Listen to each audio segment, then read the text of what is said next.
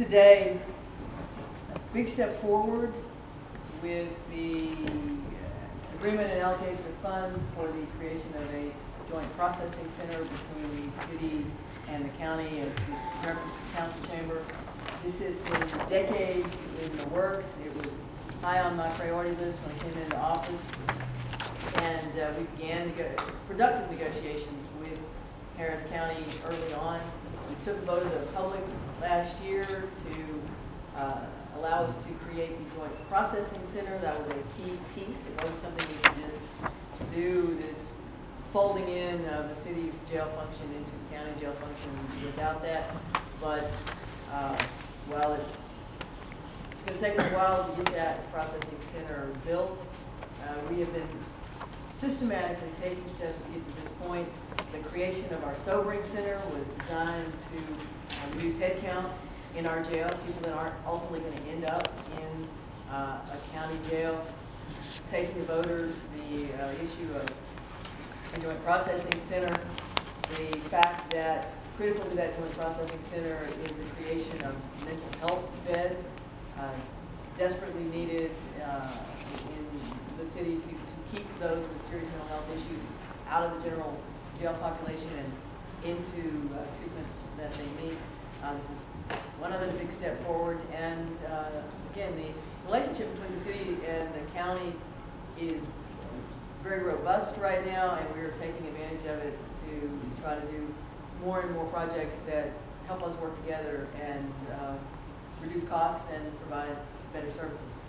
The other big thing we did today was sign an agreement with Local 341, our firefighters union.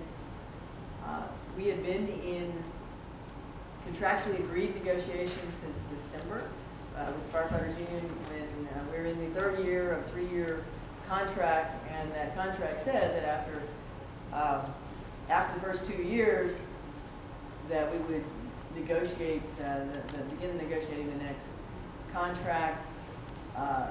We were delayed a little bit because the firefighters union itself underwent a change in leadership and their voting process, but as soon as that was settled, we began opening the door for discussions. The issue of unexpected overtime came up in the midst of those discussions, but because we were already at the bargaining table, it put us in a better position to address that, but also to move forward in good faith with the 341 on our promised discussion of benefits. When you look at total compensation of our firefighters, total compensation being salary, benefits, and pension, we believe that they are the best compensated in the state of Texas, and we're committed to trying to make sure that they are the best compensated in the state of Texas in total compensation. But there are some things that the city needs, and now I think some of those have come to light through this process. And I think because of the improved relationships with the leadership there at the union, that we're going to have some good and productive conversations, and hopefully we'll be able to iron out a good, strong contract by the end of this fiscal year. Questions? Mayor, are you optimistic that going forward with the deal in place, that unscheduled absences will remain at a level that allows all the department's vehicles to remain in rotation? This is a matter of trust, and it really depends on a lot of individual firefighters making decisions that help the whole city and the fire department. And so we are hoping we will monitor it closely. As was very clear, and we reiterated it today, the goal is never to park an apparatus, and but if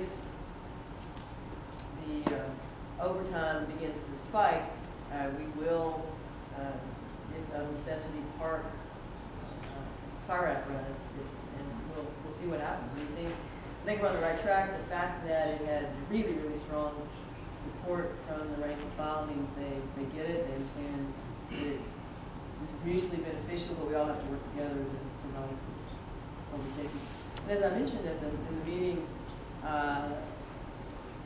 the Sky Eagle is using an electronic voting process that is really effective and efficient. I think we can improve on it even a little bit more, but that certainly sped things up in the process.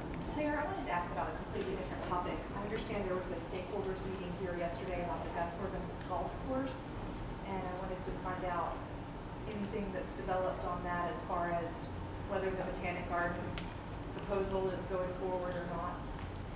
I'm not aware of a particular stakeholders meeting. Councilmember Gallegos and I had a meeting, and I actually met with the Botanic Garden folks last night. But let me tell you where we are. I'm committed to having a Botanic Garden here in the city of Houston.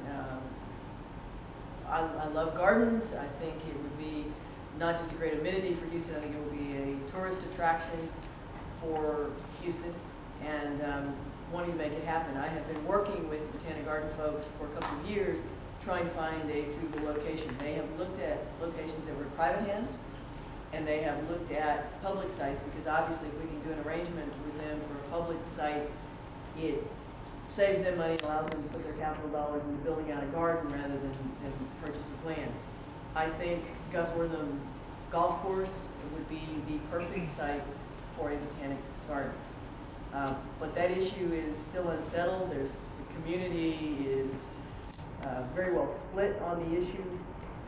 We set it aside while we went through an election and a new council member came in. Councilmember Gallegos promised his constituents that he would host a town hall meeting specifically on this issue for input to himself. I will tell you that the only other alternate site that is owned by the city of Houston would be the Glenbrook Golf Course. And I think it would be a very, very viable Botanic Garden site. The Botanic Garden Foundation has looked at both sites. They strongly prefer Gus Wortham for a lot of the reasons that I think would be obvious. It will be on a light rail line. It's closer in. It's easier access, and the site itself has some advantages. But they have also done so the back of the envelope look at Glenbrook to see what would happen there. And so I think there are two viable options out there, and I'm going to work with the council member to try to move this process forward. I'd like to have us decided by the end of April. So would that actually, I'm sorry, Mayor, you have to jump on it, but would that get rid of the golf course or the Gus Wortham course, or would you Yes. guys you're cool with that? 'Cause The proposal doesn't involve the 9-hole course remaining? you would just get rid of the whole course, because, you know, over There the has years, been, there's various- now that the Botanic Garden Foundation has done some more, I think they may have had I think they did have a meeting last night that I wasn't part of. They had a community meeting that I wasn't part of. Maybe that's what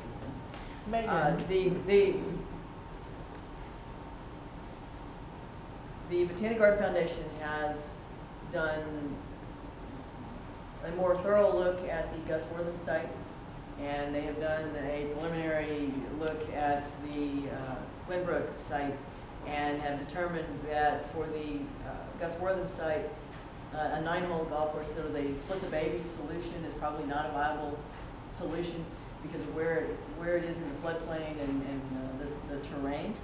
But that discussion has to be had with the community, and I think that's one of the reasons that Councilmember Gallegos specifically wants to go back and make sure that everybody has the same set of facts so that we can move forward and make a decision.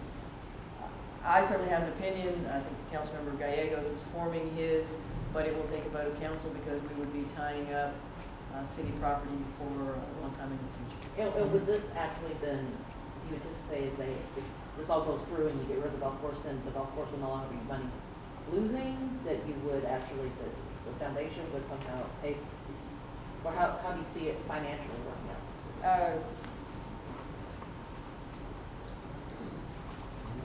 We would, well, first, it will not be contributing tax dollars to the city of Houston because we would be working with a nonprofit.